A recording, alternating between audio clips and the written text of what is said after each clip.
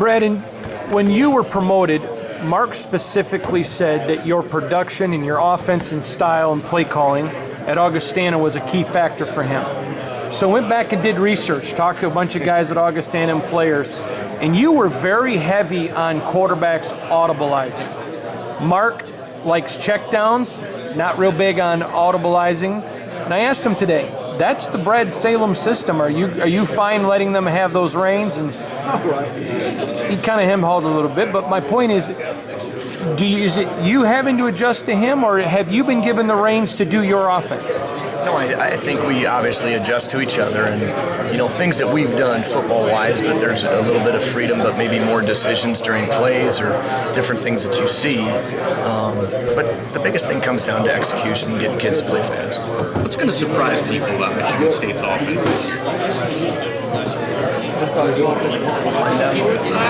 Why is everyone being so secretive right now? Because, we asked Coach about that question. He was secretive too. I mean, systematically there'll be some different things. So there's no reason to really talk about it. Obviously we got to be productive when we come out, and we got to execute and score points. Let me ask, how do you then improve from last year?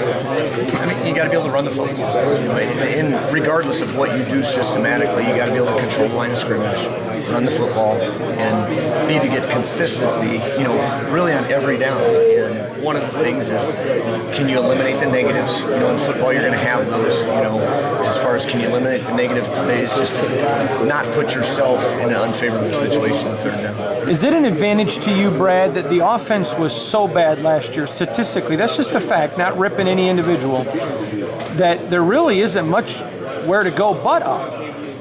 No, we have to go up. We know that, as a staff and players, and so we're obviously getting called on that. So we're going to do everything we can in our power, systematically, coaching-wise, fundamentals, everything from, starting from breaking a huddle to cadence to lining up to depth of routes and, coaching every little detail. Jim Bowman, one of his biggest impacts after the bowl game and he got the job was, we got to bulk up. Are you happy with the bulk of your offensive lineman? I'm sure it's not where you would have wanted it, but how far they've come since you took over? They've done a good job. They really have. They've worked hard this offseason, and you can really just at sight, I think you can see it, as far as physical stature. And that's one of the things. In the Big Ten, you got to be able to, at least control the line of scrimmage, and you have to have guys that have the physicality to do that. Anthony Williams is a lot like Jeremy Langford. He can hit that 205 number. I think he can be a bell cow. How excited are you to have that kind of weapon in your offense? Very, very excited. And it's helped that Anthony came mid-year. Otherwise, you really wouldn't. You'd probably be just thinking about it right now because you get 4 days of practice and hard to gauge what abilities are with the new freshman. But when you come mid-year like he did, and he's got some abilities and some talent with the football in his hand. Coaches. Brian Lewerke returning to form from, let's say, 2017 Brian Lewerke versus 2018 Brian Lewerke. Well, I mean, that's our hope, obviously, and I think he's there where he's been. He had a very good spring. We're just early into this phase, but he had a very good work, this summer, and it just seems like he's getting back to football. For you, Coach, coaches don't get to be at this level who aren't good. And when you're good at something, there are egos. So I'm curious, you were promoted among people that you used to be their subordinate. But it seems the transition has seemed to go well. But that had to be awkward at first. As you look at... Because you guys are friends, too. I mean, you look at life, and change is hard, with anything, with your family or a job or a move in coaching.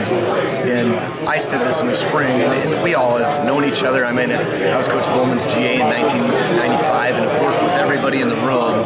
So there's friendships and relationships there. And so I do say that I don't know if this could be done at many places, but it can be done here. And partially is there's not the egos in the room. We know that we have to do it together.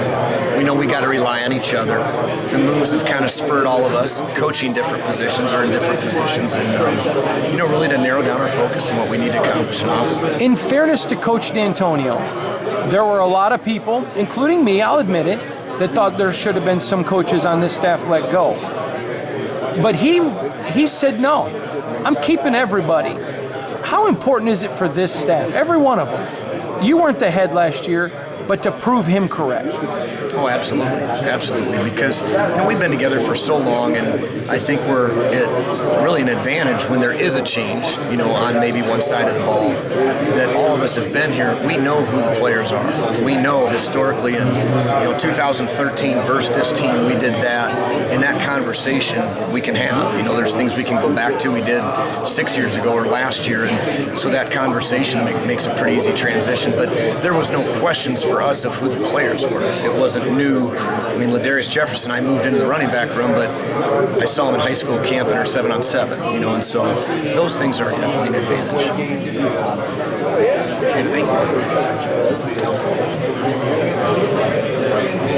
So, Brad, let me ask you about those wide receivers. You got Cody and Darryl and Naylor.